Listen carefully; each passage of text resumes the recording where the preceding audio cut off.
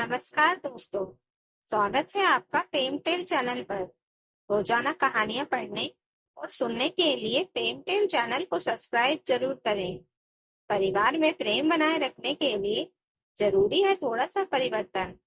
आशीष office जा चुके थे। मालती देवी चाय पीते हुए बैठी थी। तभी उनकी बहन का फोन आया कि बहू कुछ देर मायके आई है, फिर थोड़ी देर मेरे पास भी रुकेगी, तू भी आ जा। मालती जी ने बेटे अर्जुन से कहा कि बेटा मुझे मौसी के घर छोड़ा। अर्जुन बोला, माँ आज ऑफिस में जरूरी मीटिंग है। मालती जी नाराज होकर बोली, जब से तेरी शादी हुई है तू बदल गया है। बेटा बोला, ठीक है माँ, ले चलता हूँ, तैयार हो जाओ। मालती जी खिल उठी और तैयार होने चली गई। बहू आर्या किचन में लंच बना रही थी। सोचने लगी कि हर बात में सास को ताना देना जरूरी है क्या, कि शादी के बाद सब बेटा बदल गया। पर कुछ बोली नहीं। मालती जी रसोई में आकर बोली, मेरा खाना मत बनाना, मैं दीदी के यहाँ खा लूंगी। फिर वह और बेटा वहां से निकल गए। कुछ देर बाद डोरबेल बजी। आर्या ने दरवाजा खोला तो 8-10 सहेलियां खड़ी थी। सब अंदर आई और बोली कि आज शादी की पार्टी लेंगे। आर्या ने फटाफट खाना ऑर्डर कर दिया, खुद खुद भी कुछ बना लिया।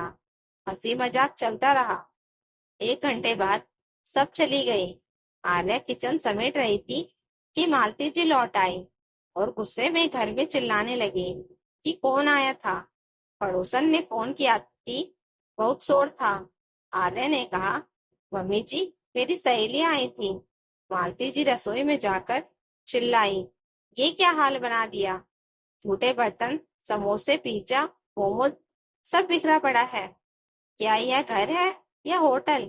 अर्जुन से बोली कि बेटा तू देख तेरी बीवी किसके साथ मौज कर रही थी। अगर पार्टी करनी है तो अपने बाप से घर मांग ले, ये मेरा घर है। आर्या की आंखें भर आई। बोली, मम्मी जी जितना यह घर आपका है ना मेरा भी तो है। मालती जी बोली, तुम्हारे बाप की क्या औकात थी, खाना तक ठीक से नहीं खिला पाए, फिर भी हमने एडजस्ट किया। आर्या चुपचाप किचन साफ करने लगी। सोच रही थी, क्या मैं इस घर में सिर्फ नौकरानी हूँ। तभी ससुर आशीष जी आकर बोले, रो मत बहू, मैं हूं ना। आर्या चौंकी, पापा जी आप। आशीष जी बोले, बेटा मैंने सब सुन लिया है। जब यह घर बना था तो कुछ रुपए कम पड़े थे। मेरे ससुर ने मदद की, मैंने लौटाने की कोशिश की पर उन्होंने मना कर दिया। लेकिन तुम्हारी सास ने उस एहसान को घमंड बना लिया। मेरी माँ और बहन को भी बार बार ताने सुनाए। माँ दुनिया छोड़ गई और बहन मायका आना छोड़ गई। लेकिन अब मैं तुम्हारे लिए कुछ करूंगा। कुछ दिन बाद आर्या का जन्मदिन था। मालती जी ने पहले ही कह दिया था कि इस घर में बहुओं का बर्थडे नहीं बनता। अर्जुन ने मंदिर, मूवी और डिनर का प्लान बनाया, पर माँ से छिपाकर। लेकिन मालती जी समझ गई और गुस्से में बोली कि तू अब बीबी की बोली बोलने लगा है। आशीष जी बाहर आए और बोले, बहू का जन्मदिन है तो मनाने दो। तुम तो अपना जन्मदिन बहुत धूमधाम से मनाती हो। पिछले महीने बहू ने तुम्हारे लिए क्या क्या नहीं किया। अब जब उसका बर्थडे है तो तुम्हें तकलीफ क्यों। फिर उन्होंने आर्या को बुलाया और जन्मदिन की बधाई देकर एक लिफाफा दिया जिसमें फ्लैट के कागज थे। सब चौंक गए। मालती जी बोली, ये क्या है। आशीष जी बोले, तुमने कहा था अपने बाप से घर मांग ले, अब मैं इसका बाप हूँ और मैंने इसे एक घर दे दिया। मालती जी बोली, अगर आपने इसे घर दिया तो मैं आपके साथ नहीं रहूंगी।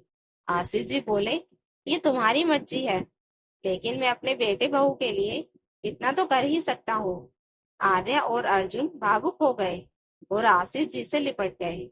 मालती जी बिस्तर पर जाकर रोने लगी, लेकिन अब कोई मनाने नहीं आया। दोपहर में भूख लगी तो बोली, पत्नी के लिए कोई नहीं सोचता।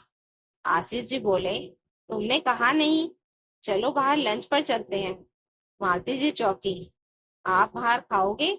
आशीष जी बोले, मैं खिचड़ी बना लूंगा। मालती जी बोली, नहीं नहीं, मैं कुछ अच्छा बना देती हूँ। आशीष जी बोले, कि आज तुम रसोई में जा रही हो। मालती जी बोली, आपने मुझे डरा दिया। अगर आपको कुछ हो गया तो मैं किसके सहारे रहूंगी। इतना कहकर वो उनसे लिपट गई। थोड़ी देर में अर्जुन और आर्या रोते।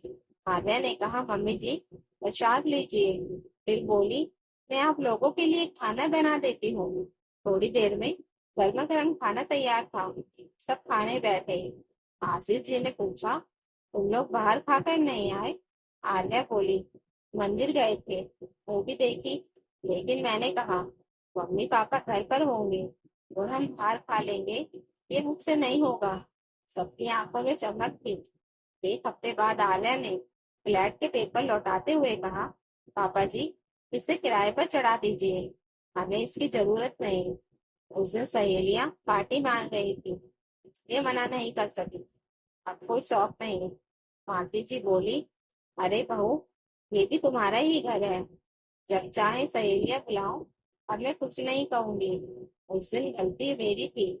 अब घर में शांति थी, रिश्तों में समझदारी थी, और सबने एक बात जान ली थी कि परिवार के साथ बनाए रखना है तो थोड़ा परिवर्तन हर किसी को जरूरी है। तो दोस्तों, अगर आपको यह कहानी अच्छी लगी हो तो कमेंट करके जरूर बताइएगा, और नई कहानियों के लिए फेम टेल चैनल को सब्सक्राइब जरूर कर लीजिएगा। Thank you for watching.